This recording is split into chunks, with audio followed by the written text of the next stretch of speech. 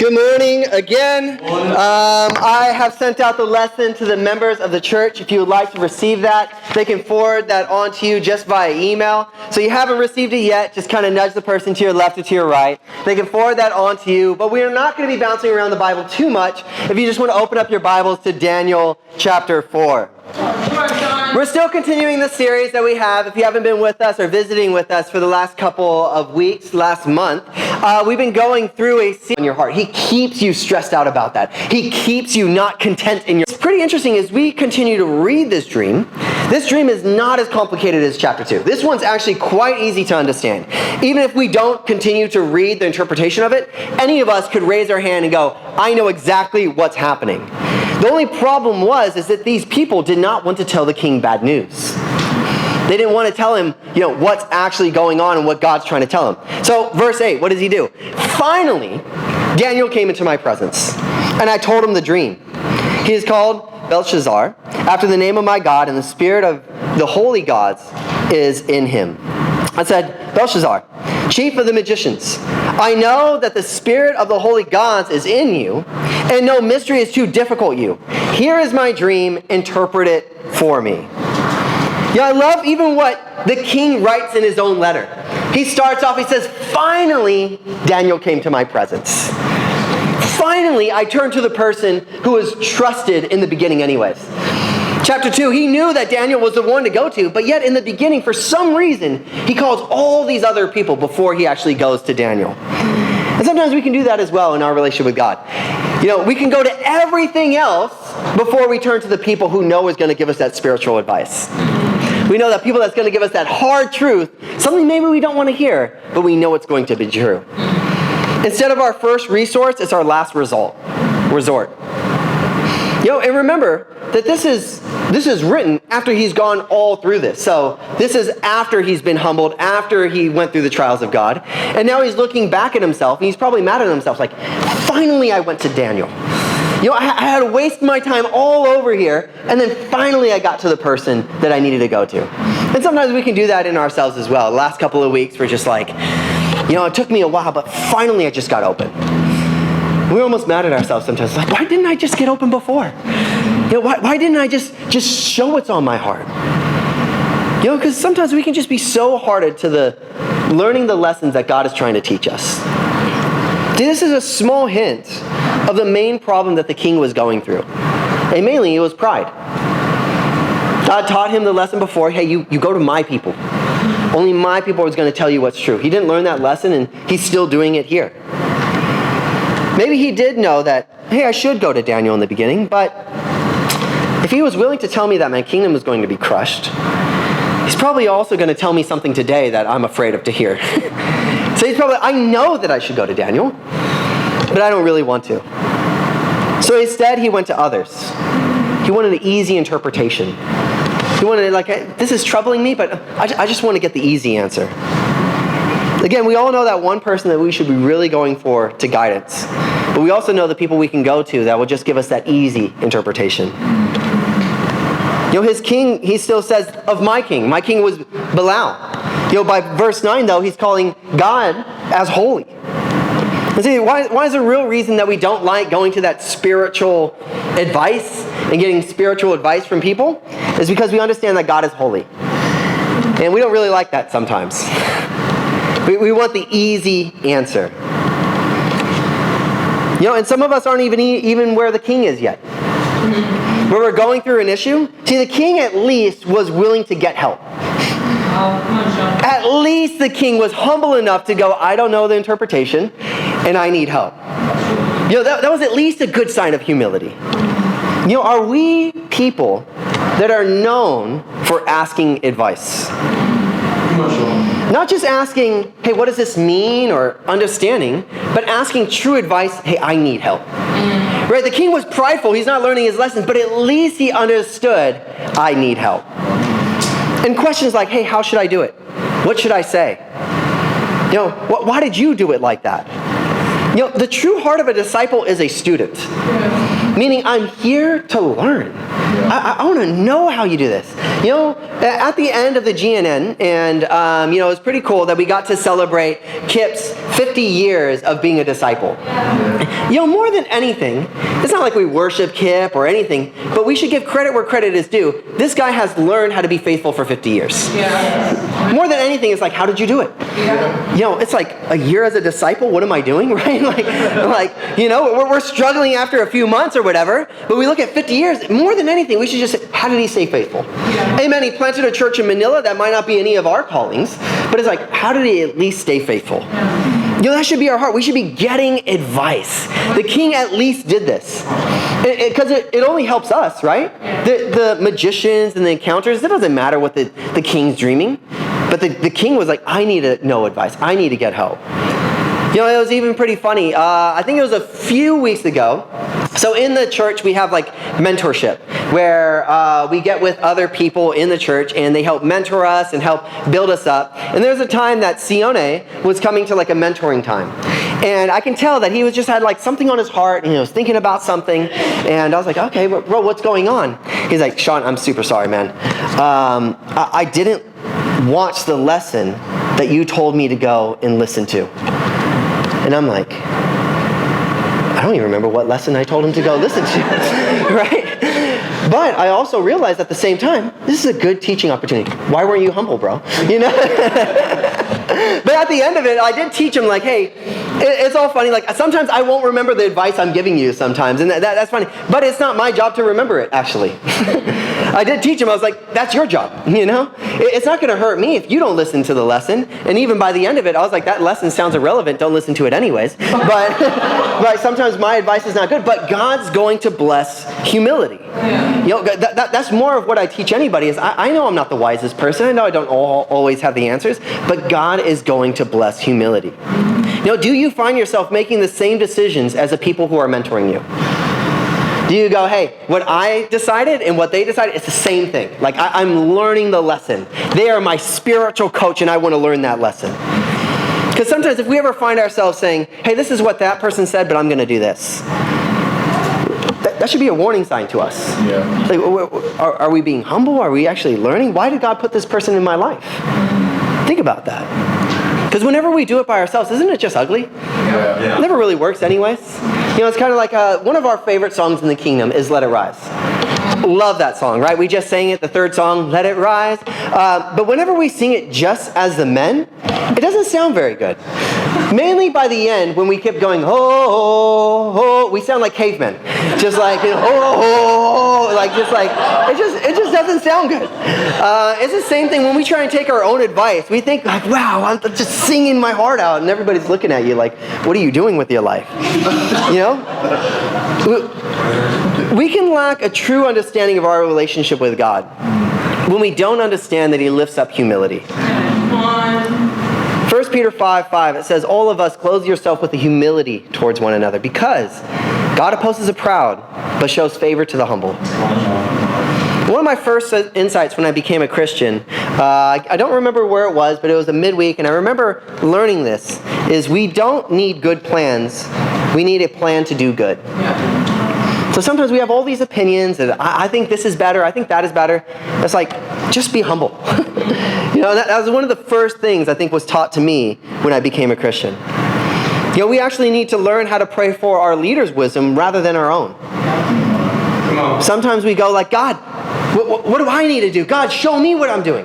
It's like God has actually put other people in your life for you to trust, for you to simply be humble.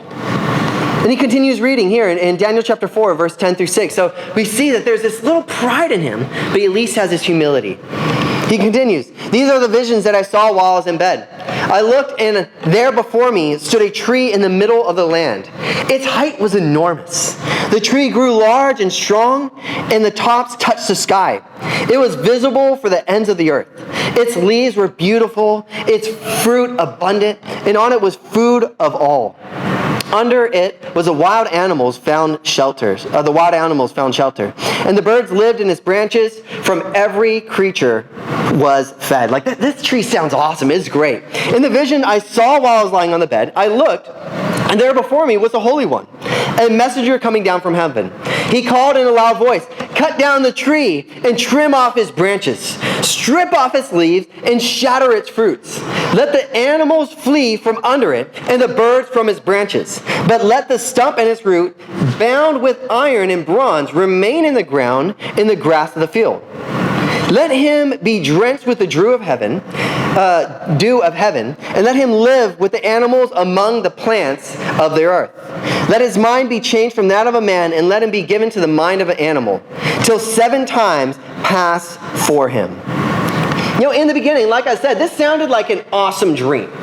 We would all love to be the tree in the beginning, right? We're like, man, the tree is awesome. That looks great. It's just going everywhere. But by the end of it, we look at it and goes, hey, an angel comes and says, cut it down. We're all now like, dang, hopefully I'm not the tree. Hopefully that's not good. And sometimes we can feel like that's our tree, the life, right? We have our good job. We built our little kingdom and what we want. And we don't want anything to change. And then God sends a messenger and says, cut it down. Could you imagine the first time in your life actually seeing an angel? And the first thing the angel says is cut it down? That's crazy. All of us would wish to see an angel, right? Probably more in like the Hollywood sign, not so much biblical. They have like arms and everything everywhere. But, right, we would wish to see an angel. But he sees an angel and he goes, chop it down. By the end of this vision, none of us want to be that tree. He continues reading, though, verse 17 through 18. The decision is announced by messengers. The Holy One declared the verdict, so that the living may know that the Most High is sovereign over all kingdoms on earth and give them to anyone he wishes and sets over them the lowest of people. This is a dream that I, King Nebuchadnezzar, had. Now, Belshazzar, tell me what it means. For none of the wise men in the kingdom can interpret it for me. But you can, because the spirit of the holy gods is in you. At the end of this, we get to see that the king still has no idea what it means, or he's a pretty good actor. Because I think any of us would start to understand this is about the king. Right? This is 100% about the king. That he's a great tree. Talked about even before that he was a kingdom, that he rolled over all birds and animals and all these things, and it's talking about it now. And yet he's so blind to what's really going on in his life. And sometimes that can be us as well. We can be so blind about ourselves. Everyone else knows what the issue is, but we keep struggling on the sidelines going like, what's going on in my heart? What's happening? Sometimes I think we do get into the bad habit of praying, God, let me see what's really going on in my heart. It's not exactly a bad or necessarily a bad prayer, but what I think we should be praying more is, God, let me trust those that you put in my life. Because I think we can all get caught up where we have people telling us, hey, this is something that you're working on. We have people giving us spiritual advice. And yet for some reason we shut all that off and we say, no, God, I want to hear it from you. Yeah. God's like, I am showing you. I am telling you. God could have easily told Daniel, hey, this is what I'm going to do to the king. Can you go tell him? He could have easily done that. But for some reason, he gave the king the problem so that Daniel can solve them. Wow. That's exactly what he does for us. He gives us the problem so we can be humble enough for another person to build us up. We have all these things that are going on in our heart where we're just not humble to the people around us. We can say like, I need to go and think about it. No, you need to ask advice. No, I don't know what's wrong. You haven't trusted your leader yet. It always comes back down to us because we can always just look at our lives so much, right? We just get so focused on us and not look at God or what he's trying to do. And sometimes when we actually just are humble and get advice, it actually works out. It goes so much better. I know last year I was freaking out or stressful. Mainly because we came up with a good idea of doing the Bible and Baller service. I love that idea. I'm excited. For those that don't know, that means we're hiring out a gym, we're playing basketball, volleyball, netball. It was going to be great. But I also understood I have to ask advice. And I was scared because Joe does not play basketball. And so I was like telling Tegan, I'm like, man, this is going to be awesome. But I also did pray before I asked advice. I said, God, humble me. If he thinks it's a bad idea, let me throw it away. And then I asked advice and he said, Well, if you fail, it's your fault. So just go and do it. And so I was like, thank God we did it. It was a great success, and Emma got baptized from it. But sometimes we can do, is that your heart though? Where you're like, I have this great idea. Do you still get advice and go and pray, God, help humble me? If it's a bad advice or it's just me, like let me throw it away. Do we actually go and do that? See, this king is extremely prideful. But even he knew he needed to get help. He's extremely prideful. But even he knew he needed to get help. He didn't make himself his own interpreter. He could have easily done that. He could have been like, well, the great tree. All right, where's the biggest tree in my kingdom? Let's cut it down. Right? He could have easily just made himself his own interpretation. God gave the king the dream, but expected him to get help.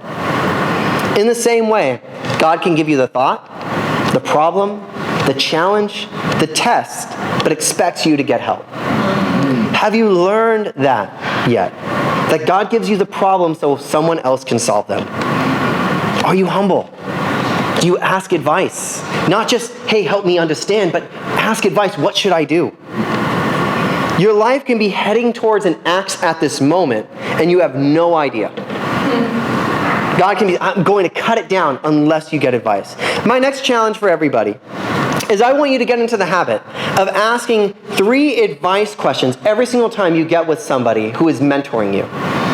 Ask 3 advice questions. What should I do? What should I say? What's going on in my life? Point number 2, God makes us humble so we don't stumble. God makes us humble so we don't stumble. Continuing in verse 34, we're going to drop down to the end of this letter. Verse 34 through 35. So I want to show you at least, give you vision of what's going to happen. I know sometimes we can focus on the problem, but I want to show you at least at the end how the king was feeling. At the end of that time, I, Nebuchadnezzar, raised my eyes towards heaven, and my sanity was restored. Then I praised the Most High, and I honored and glorified him who lives forever. His dominion is an eternal dominion. His kingdom endures from generation to generation. All the people on earth are regarded as nothing. He does as he pleases with the power of heaven and the peoples on earth. No one can hold back his hand and say to him, what have you done? You know, again, I love this, that we hear about this at the end of it, after he gets cut down, after he gets humbled, after all those things don't go so well, at the end he starts praising God. Sometimes when we start to heal, we're going to get into a difficult or a challenge or we're going through at the moment, we can just totally lack vision. We totally lack vision. We're like, I don't know how I'm going to get out of this. I don't know how I'm going to change my heart. I don't know how I'm going to help this person. And we lose our sanity a little bit, right? Just like the king here. We lose our sanity. We get really emotional, and we have brothers and sisters looking at us as though we're crazy. You know? And we go up and down. And I know I went through this. There's a time in Sydney. I was leading a campus up there in a mission, like a mission field on one of the campuses in Macquarie University. And we started to get persecution. And so I had this guy who was in charge of the chaplaincy reaching out to me and us to come together and, have like a meeting. And pretty much he wanted to kick me off campus. And I started freaking out. I started calling my mentor at the time and just saying, hey, what are we going to do? I have a plan B. I'm going to start meeting people in McDonald's across the street from, that's where we're going to host Bible talk from now on, all these different things. And I started freaking out. And then this guy just like, hey, Sean, just shut up for a moment, you know? And he's just like, go in there. God's with you. Don't get scared about this. God wants a ministry on this campus. Don't worry about it. He's nobody. And I was just like, that makes a lot more sense, you know? But I was freaking out. I was going through, I had no vision because all what was in front of me was my trial. So you remember this was after, again, the dream was fulfilled. That the humbling of God had to be fulfilled for him to start praising God. Sometimes we're scared of the humbling of God, but that is exactly the thing that's going to make you stay faithful. So what's happening? Verse 22, what's actually going on with this interpretation again? So it starts off, Daniel starts talking to the king. Your Majesty, you are that tree. You have become great and strong. Your greatness has grown into the reaches until it reaches the sky, and your dominion extends to distant parts of the earth. So here's Daniel trying to make sure he forgets the end part, or the bad parts of the dream. He's like, man, you're the great king. You're the awesome tree. This is amazing. And then verse 24. This is the interpretation. Your Majesty, this is the decree of the Most High has issued against my lord the king. You will be driven away from the people and will live with the wild animals. And you will eat grass like an ox and be drenched with the dew of heaven. 7 times will pass by for you until you acknowledge the Most High is sovereign over all kingdoms on earth and will give them to you, to anyone he wishes. The command to leave the stump of the tree and its roots means that your kingdom will be restored to you when you acknowledge that heaven rules. Therefore, Your Majesty, be pleased to accept my advice. Renounce your sins by doing what is right, and your wickedness by being kind to the oppressed. It may be that then your prosperity will continue. So now we start to understand the dream in full view. He's telling them, hey, you're about to go through some humbling and troubling times. But to be honest, you don't really need to go through this unless you repent. If you're just willing to repent, your prosperity will continue. So many times we are facing pains or troubles, not because it's things that life just happens, it's because we haven't repented. Because we haven't said, God, you first. God, doesn't matter about anything, it's just you first. God, I'm letting go of this part of my life. And we're still facing that pain because we haven't yet done that. And so God says, here, I'm going to send you people to give you advice. He even gives this king advice. And God's willing to help this king. This king means nothing to God in one way or another. He's not a worshiper of him. He's not like a son in the faith. He's just some random king. He's like, I'm still willing to help you. I'm still willing to help you. Galatians 6, 1-2, it says, brothers and sisters, if someone is caught in sin, you who live by the Spirit should restore that person gently. But watch yourselves that you may not be tempted. Carry each other's burdens, so that in this way you may fulfill the law of Christ. We are commonly warned by others that if we don't change, we will be torn down. You will fall away if you do not learn the lessons and the healing of forgiveness. You leave God if your heart and worries determine your decisions and your actions. You will forfeit the kingdom on earth for your kingdom if you do not learn how to seek him first. Right? We have all these people coming to us and warning us. And sometimes we think, oh, well, I'm just leaving God. I'm growing distant from God. No. God's cutting you off. Huge difference. John chapter 15, 1-2 says, I'm the true vine and my Father is a gardener. He cuts off every branch in me that does not bear fruit. While every branch that does bear fruit, he prunes so that it will be even more fruitful. Sometimes you're not losing your faith. You're being cut off because you don't appreciate what God has done. You're not growing tired or frustrated. God is, with your lukewarmness and ungratefulness. Right? It shows a different perspective of what's really going on. And we can't be the people and say, well, if that's how God's going to react, then I'm just going to leave anyways. Right? Then we just turn into a victim. And we're just like, instead of realizing that God is fighting for his relationship with you. Right? God isn't just going, hey, I'm going to cut off the king. He's saying, I'm doing this so you can understand. I'm doing this just so you can see me as the real king. He continues on, verse 28. All this happened to King Nebuchadnezzar. He didn't learn. 12 months later, as the king walked on the roof of the royal palace of Babylon, he said, is not this the great Babylon I have built as a royal residency by my mighty power and for the glory of my majesty? Even as the word were on his lips, a voice came from heaven. This is what the decree is for you, King Nebuchadnezzar. Your royal authority has been taken away from you. Wow. The king, it gets taught here, did not change for a whole year. God waited a long time to call him to account. See, God is patient.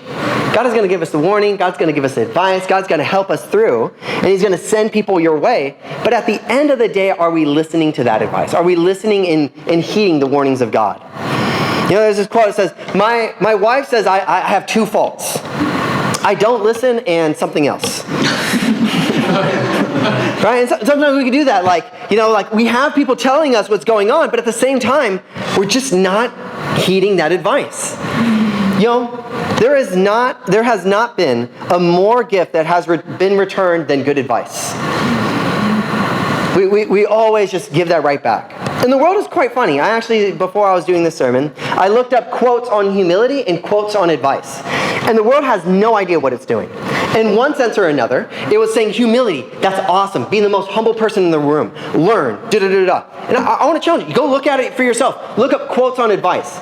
It says, many times, don't take anyone's advice. Yeah. The best advice is your own. Right?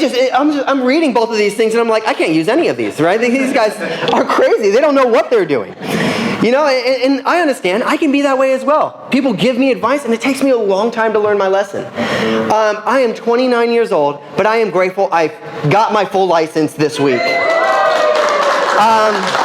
I at least get to say for the rest of my life, I got it before I turned 30. But my friend Joe has been talking to me about getting my license since I was 21. And it took me 8 years to learn. But, we can be that, where people are just like, just learn.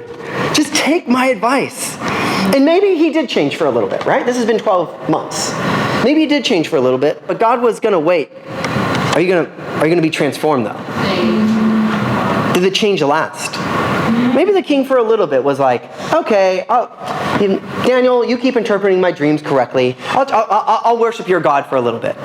But 12 months later, God comes and takes account again. He's like, no, you didn't really change. I think sometimes this year wasn't just a display of patience, but it itself was a test. The year itself was a test. Would he last the test of time? Like I said before, even with Kit being 50 years as a Christian, that's what I respect more than anything. Because even for myself, we always get excited we keep talking about in the church, and if you're visiting with us, we talk a lot about the GLC. And what that is we're going to have a conference in America, in Los Angeles, where people from all around the world, churches all around the world, are going to be coming, celebrating, worshiping God, and it's going to be awesome and amazing. But for me, to be honest, whenever I go back to a GLC, it's awesome to meet new Christians, seeing their zeal, their excitement, super grateful for their salvation. But more than anything, what I'm looking for is for the people that have been disciples over X amount of years. Where I go back and I'm like, you're still faithful. Yeah. I go back and 10 years? That's awesome. More than anything, that's what I always love. Whenever I go and see people around the world, I know I've had an opportunity that God's used me a lot to be able to reach people, but there are people that I don't care if they never become an evangelist, Bible talk leader. I always look at my brother Carl in London. You may not know him, awesome brother, had the opportunity to reach out to him, Sydney. I'm like, I don't care if he's just a struggler of old struggles. He's still faithful. Bro, you got my loyalty. I look at our brother Sam, It's probably been a long year. But more than anybody, we've seen people come and go. Sam, you have my loyalty. There's other people that I've been able to reach out to. There's a guy in Los Angeles. His name is Richie.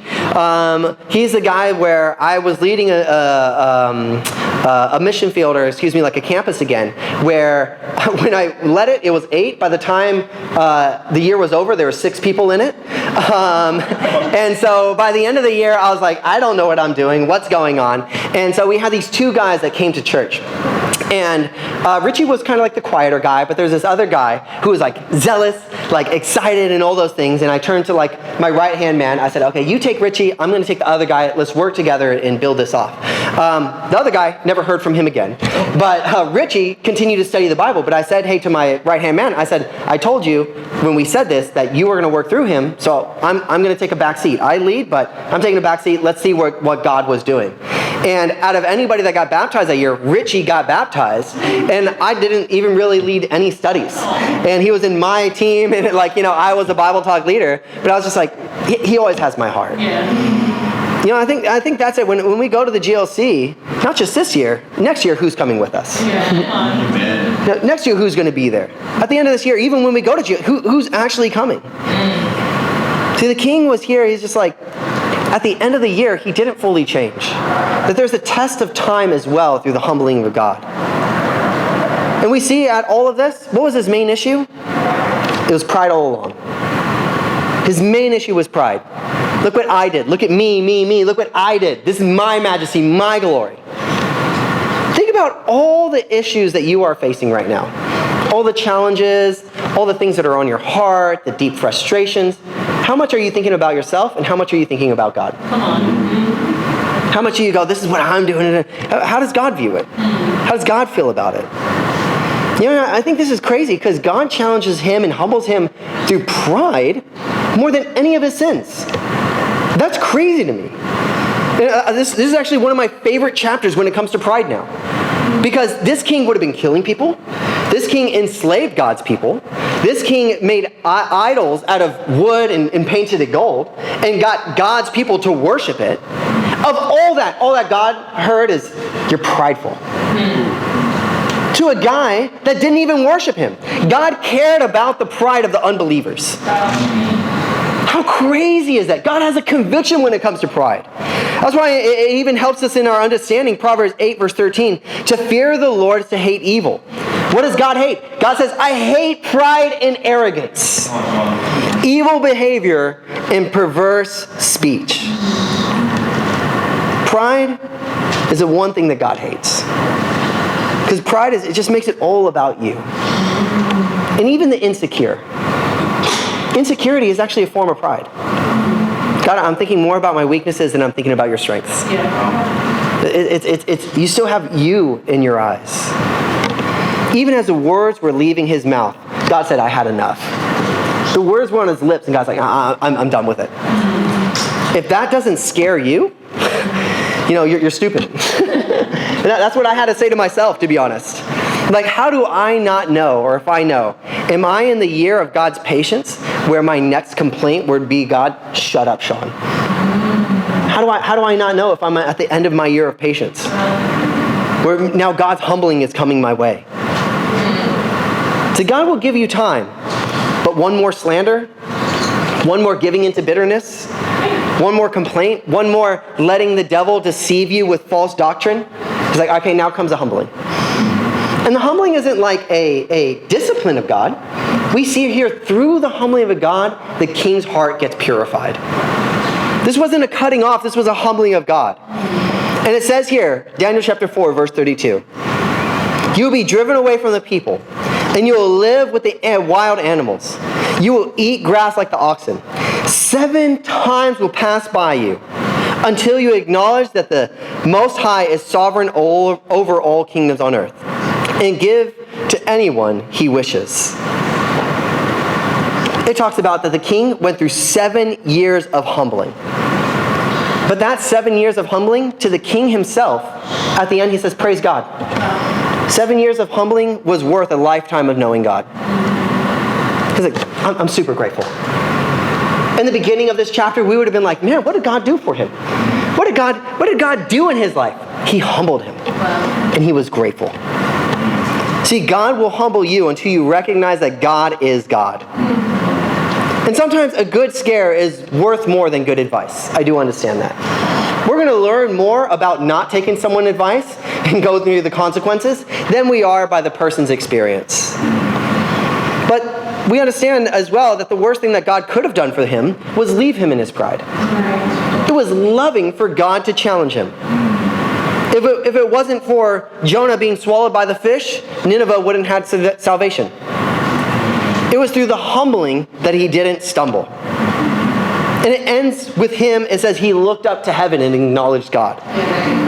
It starts with him looking down at his kingdom from his palace, and it ends with him looking up. My last challenge for us is to embrace the humbling of God. If you are getting humbled by God right now, some of us may even use that as an opportunity like, oh, this is going to hurt my relationship with God. No, he's doing that to make you not stumble. My title was, we are faithful through the humbling of God. First, we have to understand that God's going to give you problems so that other people can solve them. He's trying to create in you a humble heart. And then 2, he's going to make us humble so we do not stumble. That through the challenges, we get to learn that God is God and we are not. That there is a God in heaven and you are not him. Thank you very much.